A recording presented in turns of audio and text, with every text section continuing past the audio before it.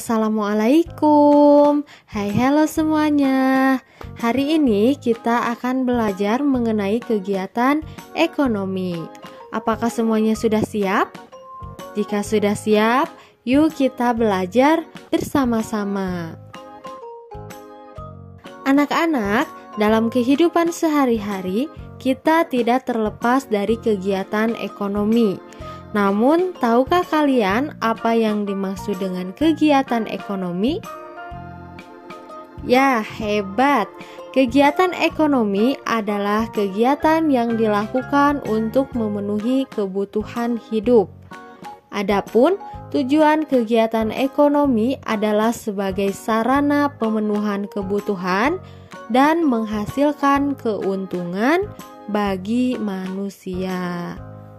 Manusia mengenal kegiatan ekonomi sebagai kegiatan produksi, distribusi, dan konsumsi.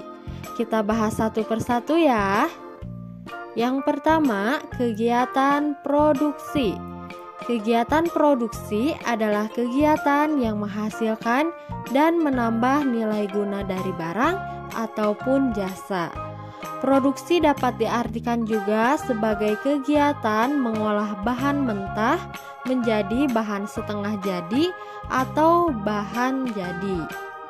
Bahan mentah adalah bahan yang berasal dari alam dan harus diolah terlebih dahulu untuk pemenuhan kebutuhan.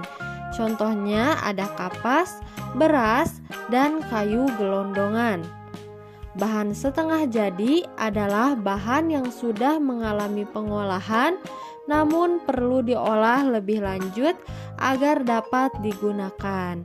Contohnya benang, tepung, dan balok kayu. Sedangkan barang jadi adalah barang yang sudah selesai diolah sehingga dapat langsung digunakan. Contohnya nasi, pakaian, dan mebel. Pelaku kegiatan produksi disebut produsen. Contoh kegiatan produksi misalnya petani yang menanam padi, pabrik tempe, pabrik sepatu, pabrik elektronik, dan lain-lain. Kegiatan produksi juga meliputi kegiatan di bidang pertanian, peternakan, perkebunan, perikanan, kehutanan, dan industri. Yang kedua, kegiatan distribusi. Distribusi adalah kegiatan menyalurkan barang dari pihak produsen kepada konsumen. Tujuannya adalah supaya barang atau jasa yang disalurkan dapat tersebar luas ke konsumen yang membutuhkan. Pelaku dari kegiatan distribusi disebut dengan distributor.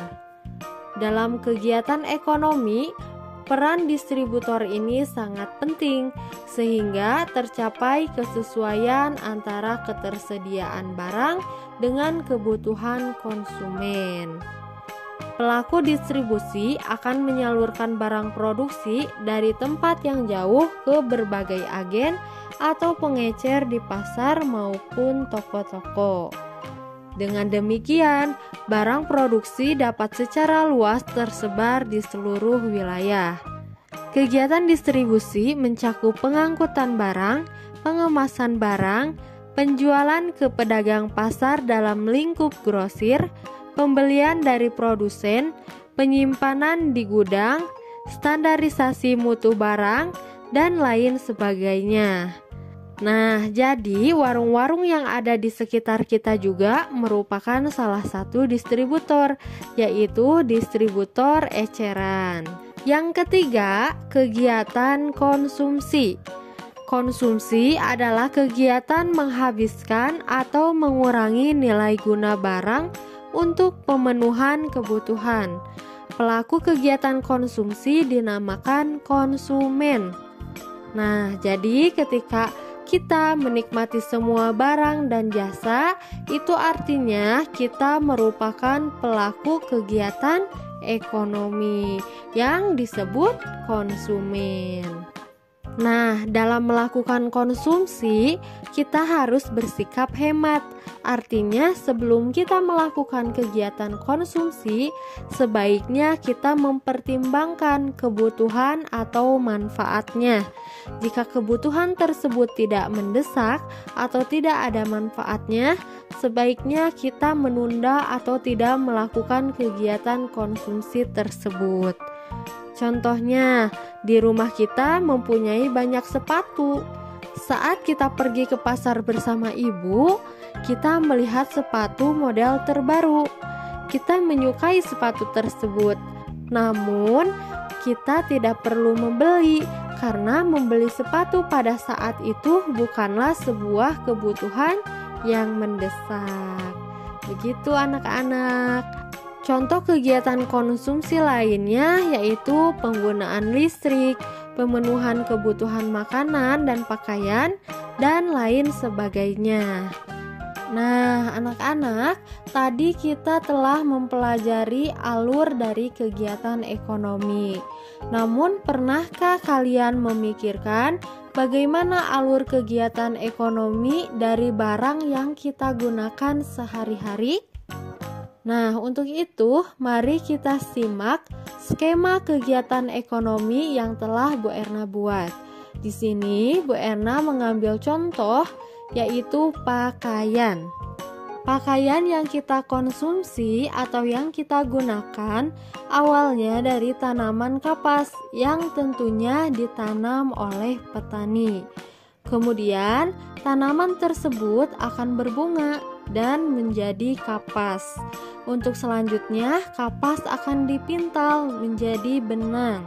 Setelah menjadi benang, kemudian ditenun menjadi kain. Selanjutnya akan dibawa ke konveksi atau penjahit, di mana kain tersebut akan dipotong sesuai pola sampai menjadi berbagai jenis pakaian.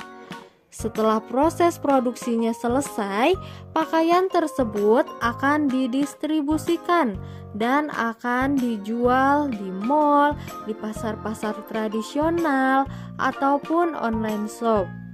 Setelah dijual di pasaran, pakaian tersebut bisa kita beli untuk kemudian dikonsumsi. Pada setiap kegiatan ekonomi dari skema tersebut ternyata melibatkan beberapa pekerjaan, yaitu diantaranya yang pertama pada kegiatan produksi. Jenis pekerjaan yang termasuk pada kegiatan produksi adalah petani kapas, pemintal, penenun, dan penjahit. Lalu yang kedua adalah kegiatan ekonomi distribusi. Jenis pekerjaan di kegiatan ini adalah distributor pakaian. Bisa jadi ada supir, penjual pakaian, dan sebagainya. Dan yang ketiga adalah kegiatan konsumsi. Jenis pekerjaan yang termasuk kegiatan konsumsi adalah orang yang menggunakan pakaian. Contohnya kita. Nah, bagaimana anak-anak? Apakah sudah paham? Semoga kalian bisa memahami ya pelajaran kali ini. Sampai jumpa di pertemuan selanjutnya. Wassalamualaikum.